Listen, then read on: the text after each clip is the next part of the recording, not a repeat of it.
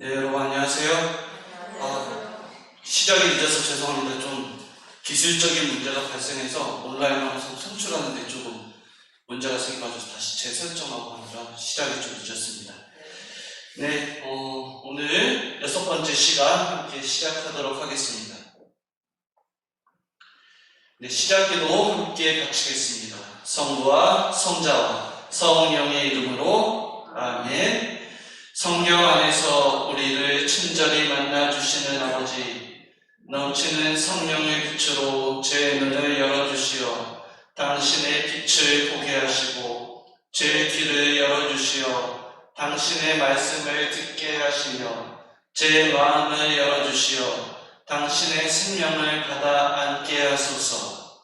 그리하여 말씀의 신비가 얼마나 넓고 높고 깊은지 깨달아 알고 인간의 모든 지식을 초월한 그리스도의 사랑에 대한 뜨거운 감동으로 제 모든 일상생활 가운데 기쁨과 당신의 능력이 빛나게 하여 주시며 저의 모든 형제들과 함께 당신의 영광을 찬미하게 하소서. 아멘. 성부와 성자와 성령의 이름으로 아멘.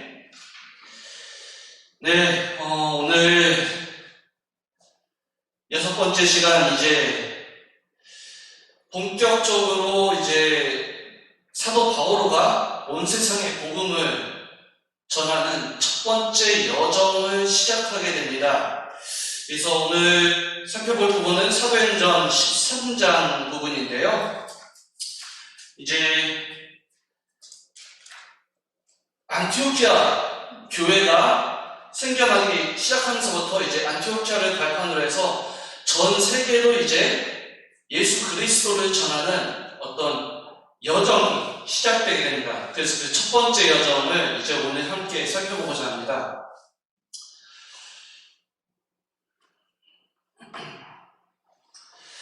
네, 제가 우리 앞에 계신 형제 자매님들 앞에서 제가 이런 얘기하지만 좀 어렸을 적에 만화 영화 즐겨보면은 항상 이런 만화 영화가 있었죠. 슈파 그래서 우렁찬 울음소리 독수리 오영재라고 하면서 이제 그 서로 각기 다른 형제들이 또 각기 다른 성향의 사람들이 모여가지고 지구를 지키는 그러한 역할을 이렇게 보여주는 이렇게 어렸을 적 기억에 이렇게 많이 떠올랐던 만화 영화가 바로 독수리 오형제라는 만화 영화였습니다. 그런데 제가 이제 이 복음 선포 오형제라고 이야기했는데요. 각기 다른 성향의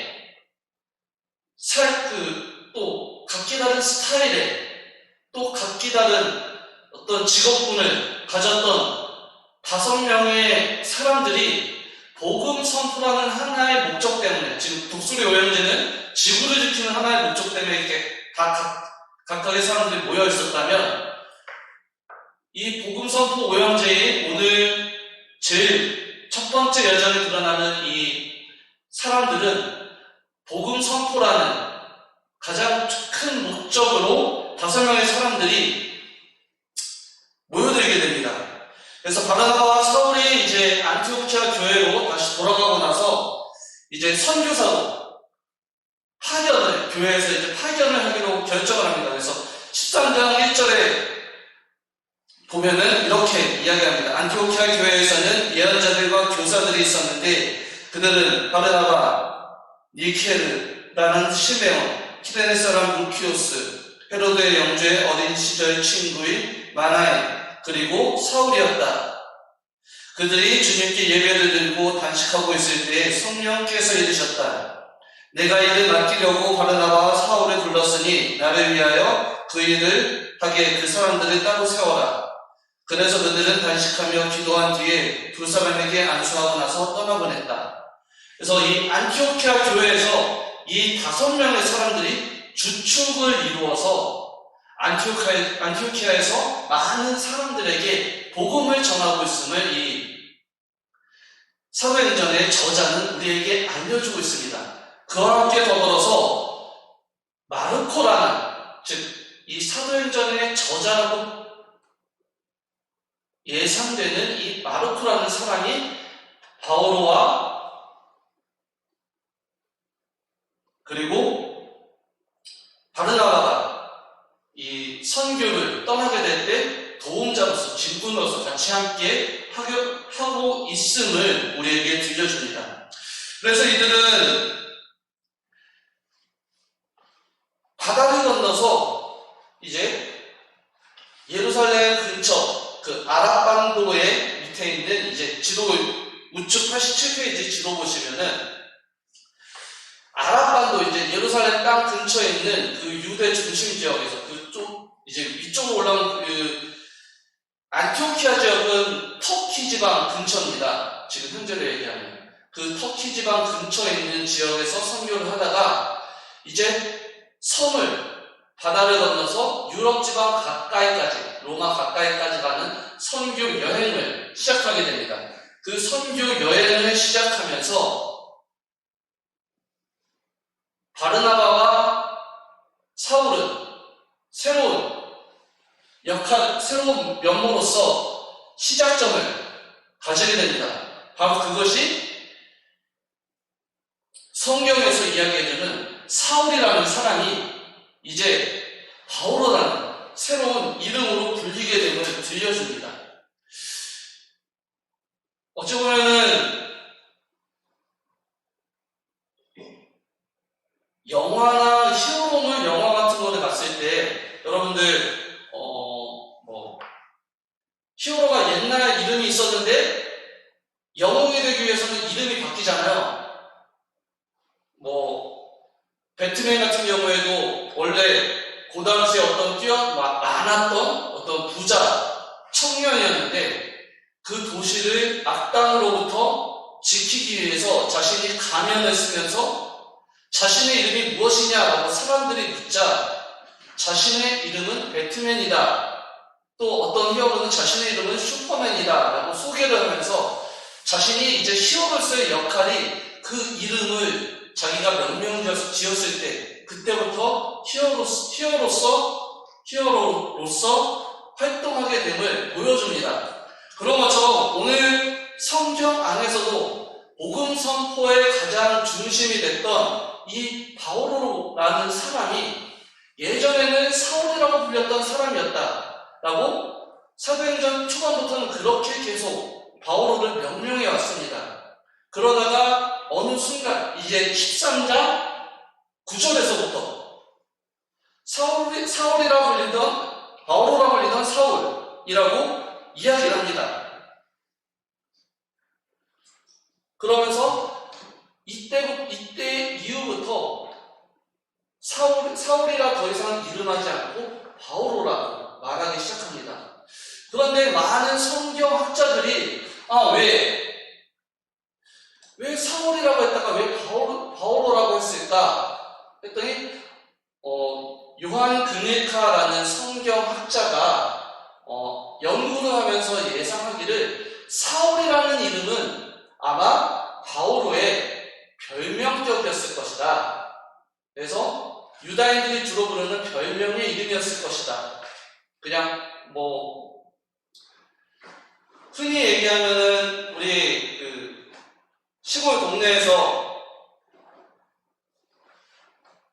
태명이다 이제 뭐라고 하죠? 그런 거 이제 아이들이 어렸을 때 그런 본래 이름을 부르지 않고 이제 거짓된 이름을 많이 불러주잖아요. 제가 예전에 어른들한테 듣기로는 이제 아이들 제 이름 지었는데 그 이름 부르지 않고 막 이름 불렀던 게 개똥아 아니면은 또 뭐라고 많이 부르죠?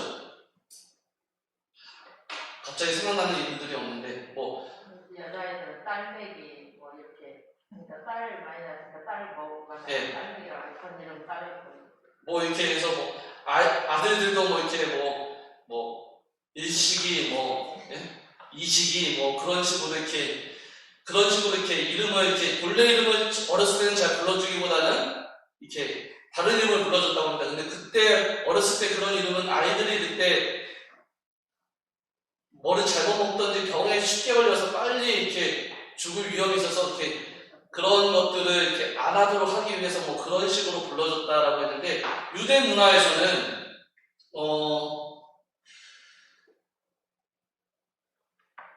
가정입니다. 이거는 그냥 가정으로서 얘기하는데, 본인의 어떤 그 성향이나 그런 것들, 뭐 직업과 관련된, 그러니까 집안과 관련된 부분으로서 그렇게 별명격으로 그 사람에 대한 이름을 불러주기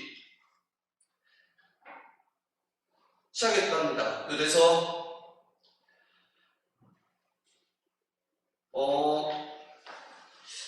바오로라는 이름, 이제 사울이라는 이름이 뜻하는 것이 원래 유대 중심주의였던 이제 성경 안에서 이게 유대인의 별명격으로 불렀으니까 유대 중심적이었던 사람이 이제 본연의 모습, 그리스도인으로서 본연의 모습으로 불리게 됐다라는 그러한 식으로서 이 바오로라고 불리기 시작했다고 이야기를 많은 성경학자들이 그렇게 예상을 합니다. 그런데 이 바오로라는 이름 자체는 또 어떤 의미냐면은 로마에 등록된 로마 시민으로서의 이름을 뜻하기도 합니다. 그래서 바오로가 이제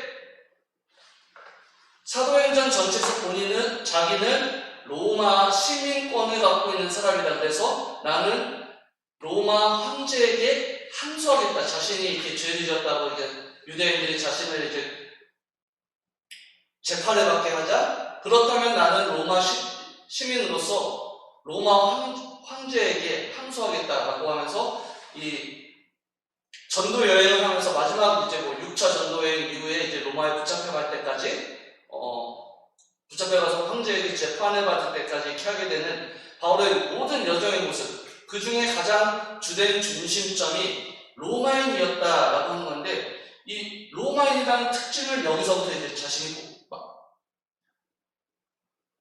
정확하게 드러내기 시작합니다. 그런데 로마인이 될 수 있었던 그때 그 시절에 방법은 많지가 않았다고 합니다. 그러니까 다른 타민족으로서 로마인 신분을 얻기 위해서는 두 가지의 방법이 있었는데요. 자신의 부모가 원래 로마 시민이었던 사람이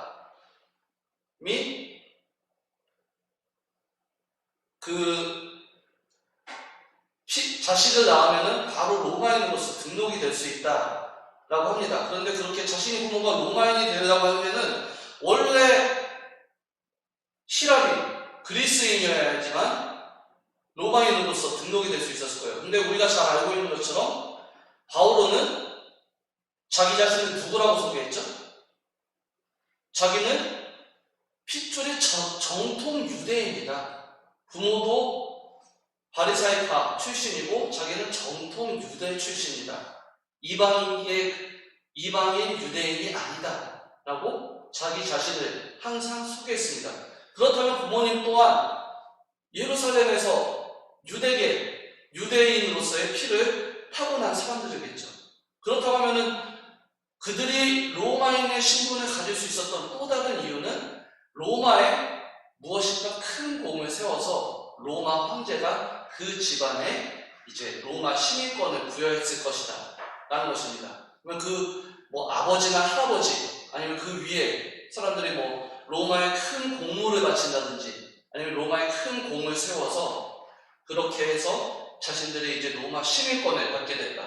그럼으로써 로마인으로서의 신분을 유지할 수 있게 됐다. 그래서 바오로 또한 그 부모님들이 그 로마인 신분을 이어받은 것을 자신 또한 이어받아서 로마인으로서 활동할 수 있게 됐다라는 것입니다. 근데 이것에 대한 사도행전 내에서의 세부적인 해석은 없습니다. 그냥 그때 그 역사적인 상황을 사람들이 그때 그러한 상황들을 조사하고 알아보면서 추상할 뿐인데 사도행전에서 로마인이라는 것을 이렇게 드러내 보여주는 것은 하느님께서 계획하시고 섭리하셨다. 그를 통해서 전 세계에 복음을 전하고자 하시는 그 계획의 일환에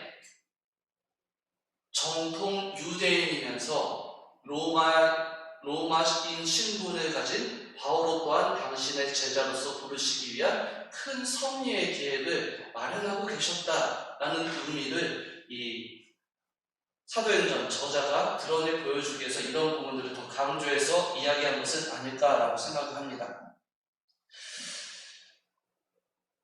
그래서 이제 바오로가 1차 여정을 시작하게 됩니다. 알고 있는 것처럼 이제 처음에 안티오키아에서 이제 키프로스로 떠나게 됩니다. 키프로스라는 섬, 이제 바다 한가운데 섬에 가서 많은 사람들에게 복음을 선포합니다. 근데 그때 키프로스에서 이단 마술사와 만나게 되는데 이 마술사가 자기의 그러한 자리를 빼앗길까봐 총독을 꼬셔서 바오로를 탄압하게 만듭니다. 하지만 바오로는 그것을 정정당당하게 물리치고 그가 하느님의 진노로 장님이 되게 만들면서 많은 사람들에게 감명을 주고 복음을 믿도록 해줍니다. 그리고 피시디아의 안티오키아로 돌아가서 또 다시 선교를 합니다. 그리고 많은 그 지역들을 돌아다니면서 하나님의 이코니온과 리스트라 그리고 모든 그 유럽 지방을 다 돌아다니면서 선교를 하기 시작합니다. 근데 이 지역들의 특징은 하나의 그 교통 뭐라고 해야죠? 물건 교류가 이어지는 해상 통로가 이어지는 그런 지역이었습니다. 그래서 여러분들 지도 보시면 아시겠지만 모든 항구들과 다 연계가 되어 있어요. 이 지역들이. 그래서 해상 물자들이 이용하는 통로처럼 다 지나가는 지역이고 그 지역들에는 똑같이 상권을 쥐고 있는 유대인들 또한 많은 지역에서 함께 살아가고 있었습니다. 여러분들 잘 알고 있는 것처럼 지금 유대인들이 거의 이제 경제 안에서 큰 그런 부를 이루고 있다는 것들을 이제 알고 계시죠? 그래서 유대인들이 많은 지역들을 다니면서 그 지역 안에서 이제 재산을 많이 축적하게 되는데 그 시대에도 이제 유대인들 그 상권, 해상 통로를 따라서 많은 지역에 퍼지면서 자리를 잡아가기 시작했습니다. 그래서 그 동네에도 그래서 유대인들의 다른 지역이 있었고 회당도 만들고 그러면서 본인들의 삶의 터전을 만들어가고 있었는데 그 지역에 그리스도인이라는 바르나바와 바오로가 나타나자 그들을 믿는 무리가 생기는 반면 또 그들을 반대하는 무리 또한 생기기 시작했습니다. 그러면서 이 첫 번째 전도 여행은 반반의 모습으로 갈라지게 됩니다. 이야기한 것처럼 이방인들에게 너무나 많은 감동을 주게 되는 그래서 바르나바와 바오로가 그들을 논리적으로 설득하고 감명을 주는 설교를 통해서 많은 사람들이 예수님을 믿고 따르게 됩니다. 그런데 그래서 키프로스, 안티오키아, 이코니온 등등의 모든 지역에서 많은 그리스도인들이 생겨났다라고 사도행전에서 전해줍니다. 근데 그와 함께 더불어서 그 지역에서 자리 잡았던 유다인들은 그들의 그 열성적인 모습에 화가 나고 그래서 자신을 따르는 사람들 또 자신의 패거리와 함께 그들을 박해하기 시작합니다. 그러면서 그 지역의 모습들이 그리스도를 따르면서 정말 복음적으로 살고 사랑을 나누고 서로 화해와 일치의 삶을 추구하는 사람들이라면 그 사람들의 시기에서 그 사람들을 박해하고 그 사람들을 자신의 삶의 자리에서 밀어내고자 하는 유대인파들에 있어서 그 동네가 조금씩 평화로우면서도 분란이 일어나는 자리로 변화가 되기 시작합니다. 그래서 그런 자리에서 어떻게 하면 우리가 더 화해하고 더 평화롭게 살아야 되느냐라는 그 문제의 자리의 중심을 이제 그 교회 생활을 하면서 그 교회의 모든 신앙인들이 고민하기 시작합니다. 그런 모습을 이제 이 사도행전의 1차 여정 안에서 우리는 살펴볼 수가 있게 됩니다. 이러한 여정은 또 이제 잠시 우리가 노래를 들으면서 한번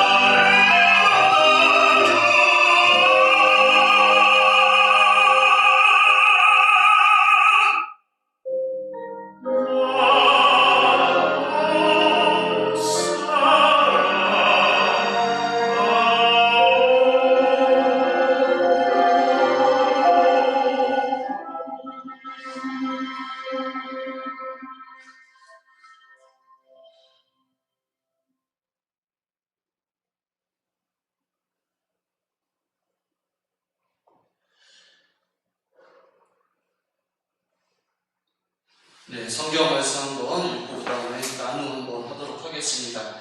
사도행전 13장 36절에서 41절의 말씀 함께 보겠습니다. 사도 바오가 이제 사람들에게 이제 설교를 하는 부분입니다. 다윗은 일생 동안 하느님의 뜻을 받들어 섬기고 나서 잠든 다음 조상들 곁에 묻혀 죽음의 나라를 보았습니다. 그러나 하느님께서 다시 일으키신 그분께서는 죽음의 나라를 보지 않으셨습니다. 그러므로 형제 여러분, 여러분은 이것을 알아야 합니다. 바로 그분을 통하여 여러분에게 죄의 용서가 선포됩니다. 모세의 율법으로는 여러분이 죄를 벗어나 의롭게 될 수 없었지만 믿는 사람은 누구나 그분 안에서 모든 죄를 벗어나 의롭게 됩니다. 그러니 예언서들에서 말하는 것이 여러분에게 미치지 않도록 조심하십시오. 보아라, 너희 비웃는 자들아, 놀라다 망해버려라. 내가 너희 시대에 한 일을 하리라. 누가 너희에게 일러주어도 너희가 도무지 믿지 못할 그럴 일이다. 제가 이 말씀을 좀 선정한 이유는 이 구절에서 사도 바울의 좀 결의가 있다라는 좀 느낌을 많이 받았어요. 왜냐면은 제가 사명이라는 노래도 들려드리고 했었는데 본인이 가지 않아도 될 먼 길을 이제 기도의 축복 안에서 걸어가게 됐습니다. 근데 그 길을 걸어가면서 어떤 때는 정말 풍랑이라는 죽음의 위협에 놓일 수도 있었고, 그리고 이 유다인들의 박해가 많이 있었다라고 또 이제 사도행전에서 우리에게 들려주고 있잖아요. 그리고 또 그 길을 가는 도중에 뭐 강도의 위협이라든지 아니면 많은 사람들의 위협을 지니고 있었을 것입니다. 그리고 그 힘든 여정을 하게 되면은 아무리 강인한 심성과 강인한 정신력을 가졌던 사람이라도 내가 과연 이 일을 해야 되나? 내가 이 모습을 살아가야 되나? 라고 이렇게 그런 생각이 들었을 수도 있겠다라는 모습이 듭니다. 근데 그가 그런 정신을 굽히지 않고 복음을 전할 수 있었던 모든 역할은 복음 안에서 예수님께서 자신에게 준 어떤 신념, 굳은 정말 용기를 줄 수 있는 가장 큰 자신의 모든 생애를 바꿀 수 있는 진리를 자신에게 심어주셨고, 또 공동체원들의 그러한 도움 안에서, 기도 안에서 함께했기 때문에, 또 성령의 이끄심 안에서 성령의 명령, 지금 사도행전 13장 1절에서는 성령께서 이르셔서 너희가 이렇게 행하라 라고 명하셨다라는 구절을 들려주잖아요. 성령의 이끌음 안에서 했던 모든 일들, 그것을 통해서 이 힘든 모든 상황들을 벗어나고 걸어갈 수가 있었다라는 것입니다. 그래서 죽을 각오를 하면서도 많은 사람들 앞에서 설교를 하면서 자신의 열정과 의지가 이렇다라는 것을 결의를 다지는 이야기처럼 성경 구절들을 다지면서 그 사람들에게 듣기 험악한 이야기 하면서도 뭐 저주와 같은 말을 이렇게 하면서도 그들에게 이야기하는 모습에서 어떤 사도 바울의 결의를 느낄 수 있었다라는 것입니다. 근데 그러한 결의적인 모습은 우리 자신들에게 필요하다라는 생각이 듭니다. 지금의 신앙생활 안에서 이제 풀렸으니까 우리가 자칫 더 나의 즐거움을 위해서, 내가 이전 하지 못했던 것들을 위해서 놀이에 빠지게 되고, 그리고 사람들 만나는 것에 빠지게 되고, 밖으로 다니는 것에 빠지기 시작하면은 나의 정신과 마음은 해이해지고 주님에게서 멀어지고 구원의 삶에서 멀어지게 될 수 있다는 것입니다.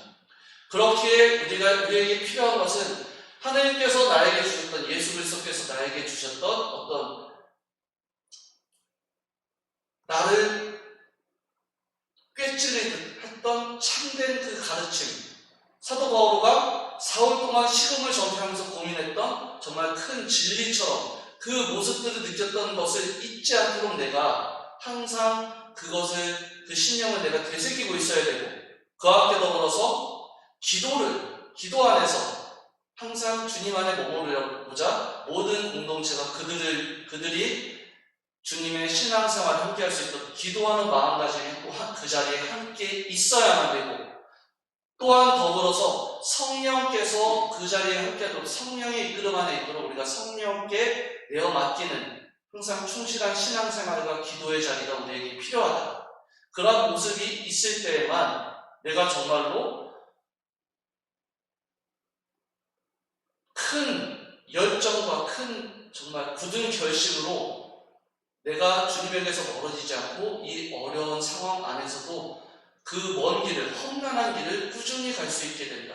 그 사명의 삶을 꾸준히 살아갈 수가 있게 된다라고 저는 생각을 합니다. 그렇게 지금 우리에게 필요한 모습은 이 사도 바오로를 본받아서 사도 바오로가 그렇게 험난한 첫 번째 여정을 정말 절반의 성공이라도 만족하면서 그렇게 충실히 걸어갈 수 있었던 그 모습이 바로 이러한 열정과 결의 그리고 또 성령의 이끌음과 기도 안에서 이루어졌다라는 것을 우리 또한 보면서 우리 자신들도 지금 이 험난한 신앙의 여정을 걸어갈 때 또 많은 유혹의 자리가 우리 앞에 놓여지게 됐을 때 그러한 결의와 열정을 가질 수 있는 모습을 오늘 사도 바오로의 모습 안에서 배우고 본받을 수 있었으면 좋겠다라는 생각이 듭니다. 그래서 그러한 모습으로 여러분들 각자가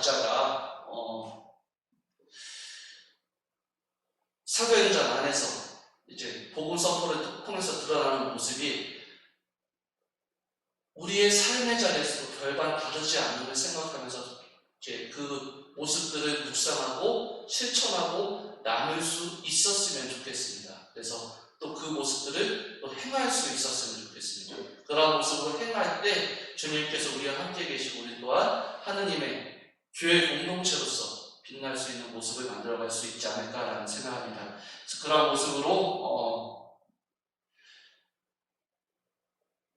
주님께 나아가면서 오늘 이 시간 강의 마치도록 하겠습니다. 감사합니다. 네, 마친 기도 함께 하도록 하겠습니다. 성부와 성자와 성령의 이름으로 아멘. 주님, 천상의 지혜를 제게 내려주시어 모든 것 위에 당신을 만나게 해주시며 당신께만 맞들이고 사랑하게 해주시며 그 외의 것은 당신 지혜가 배정하는 그대로 알아보게 해주소서. 아첨하는 자를 지혜롭게 피하고 거스르는 자를 인내로 참게 해주소서. 모든 바람과 같은 말에 흔들리지 않고 악하게 아첨하는 자에게 귀를 기울이지 않는 큰 지혜를 주소서. 그렇게 한다면 제가 시작한 길을 무사히 갈 수 있을 것입니다. 아멘. 성부와 성자와 성령의 이름으로 아멘. 네, 오늘 저녁 시간 함께 해주셔서 감사합니다. 수고 많으셨습니다.